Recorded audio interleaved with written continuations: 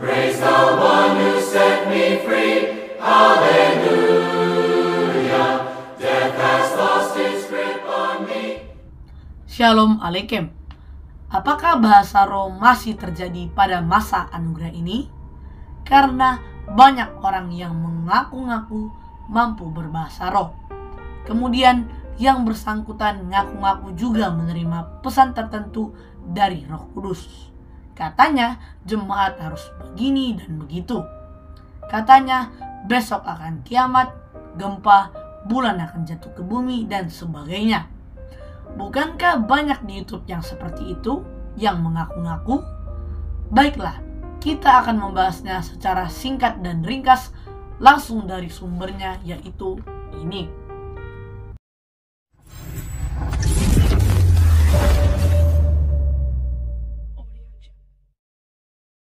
Bahasa roh atau bahasa lidah juga disebut glossolalia atau speaking in tongues.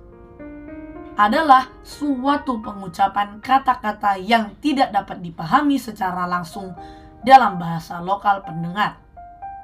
Ada 3 kesempatan dalam kitab Kisah Para Rasul di mana berbahasa roh menyertai penerimaan Roh Kudus, yaitu pada Kisah Para Rasul 2 ayat 4, Kisah Para Rasul 10 ayat 44 sampai 46, dan Kisah Para Rasul 19 ayat 6.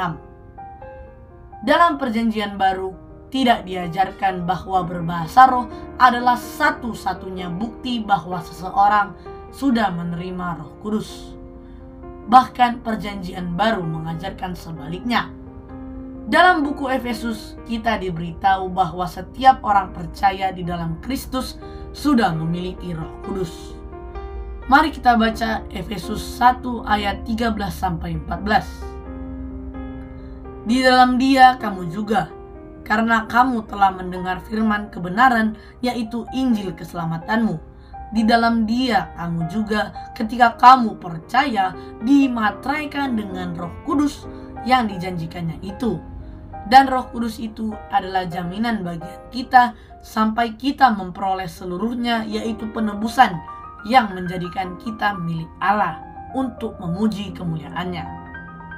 Sekarang buka Alkitabmu pada buku 1 Korintus 14 ayat 22. Karena itu karunia bahasa roh adalah tanda, bukan untuk orang yang beriman, tetapi untuk orang yang tidak beriman.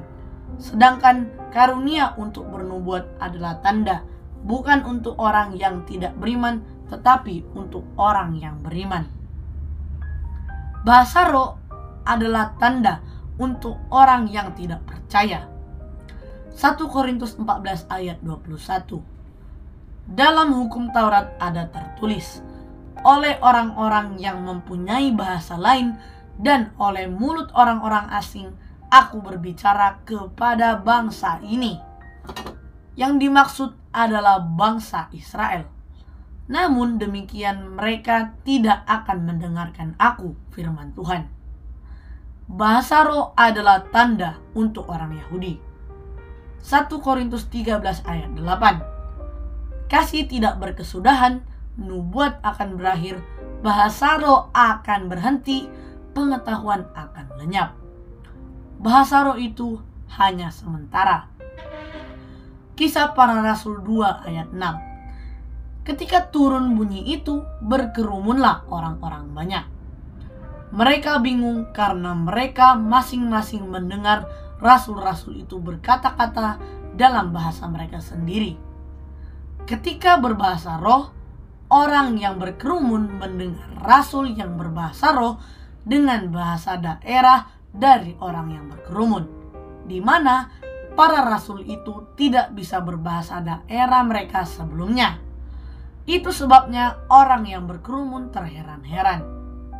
1 Korintus 14 ayat 2. Siapa yang berkata-kata dengan bahasa roh, ia membangun dirinya sendiri.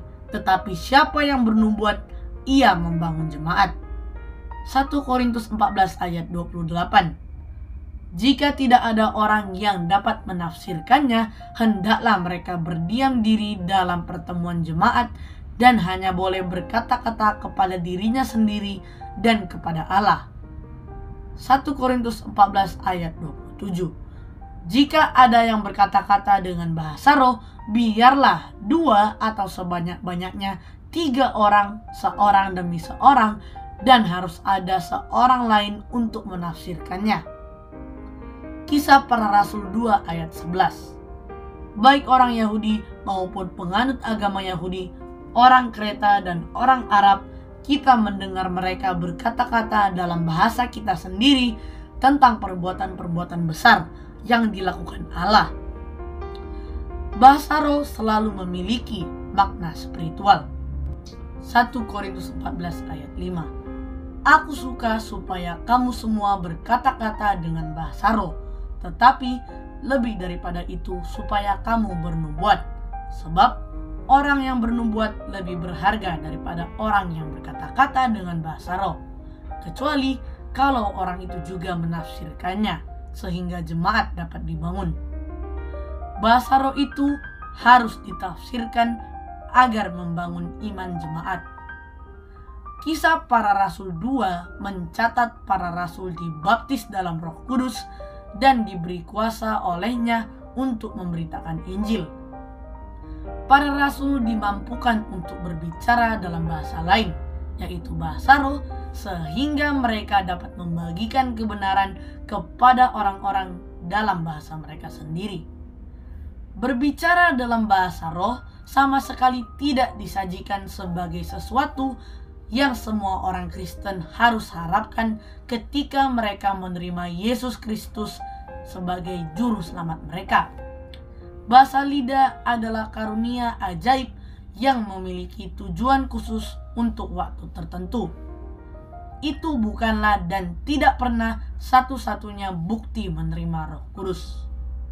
Kemunculan pertama berbahasa lidah terjadi pada hari Pentakosta dalam Kisah Para Rasul 2 ayat 1-4. Para rasul membagikan Injil kepada orang banyak, berbicara kepada mereka dalam bahasa mereka sendiri. Orang banyak takjub. Kami mendengar mereka menyatakan keajaiban Allah dalam bahasa kami sendiri. Kisah Para Rasul 2 ayat 11. Saudaraku, Tuhan pasti bisa memberi seseorang karunia berbahasa roh untuk memungkinkan dia berkomunikasi dengan orang yang berbicara bahasa lain. Roh Kudus berdaulat dalam penyebaran karunia-karunia rohani. 1 Korintus 12 ayat 11. Bahasa lidah tampaknya tidak muncul hari ini dengan cara yang terjadi dalam Perjanjian Baru. Maju terus dalam Kristus. Haleluya.